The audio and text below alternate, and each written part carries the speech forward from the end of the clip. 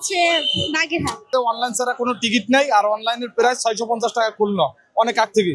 আর আমরা 650 টাকাই নেই, ঈদ আর কোরবানি নেই।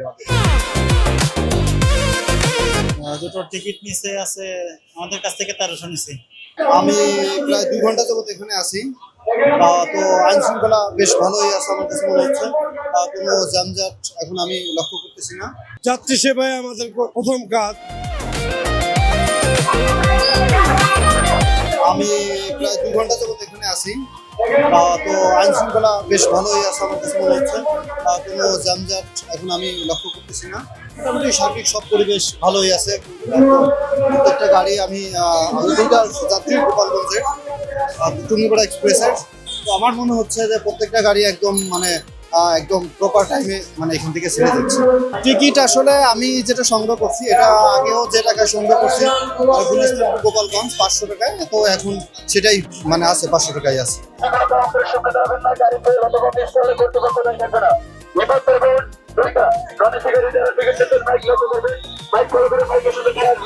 গুলিস্তানের হিসাবটা টোটালি ভিন্ন বলতে আমাদের অনলাইন ছাড়া কোনো টিকিট নেই, আর অনলাইনের প্রাইস 650 টাকা খুললো অনেক আগ থেকে।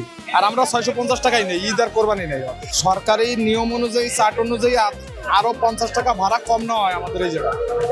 705 টাকা ভাড়া, 650 টাকাই আমাদের নির্ধারণ। আমাদের যে কোম্পানির মালিক আছে এমডি স্যার, সে বইলে দিছে 650 টাকা, 650 টাকাই আমরা নিচ্ছি।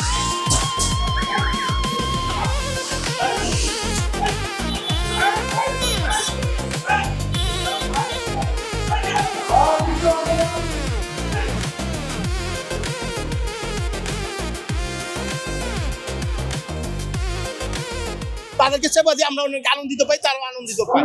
যাত্রীদের জন্য সুবিধা হচ্ছে, যাব হচ্ছে বাগেরহাট। আসলে আমাদের যাত্রীদের জন্য অনেক সুবিধা হচ্ছে। দুটো টিকিট নিচে আছে আমাদের কাছ থেকে 1300 নিচে।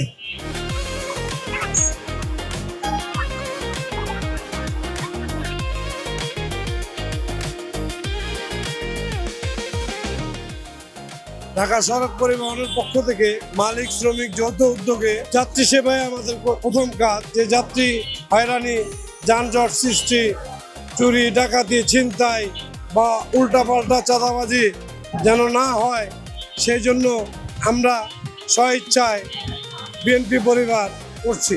ইনশাল্লাহ আমাদের এখানে কোনো ধরনের কোনো সমস্যা নাই।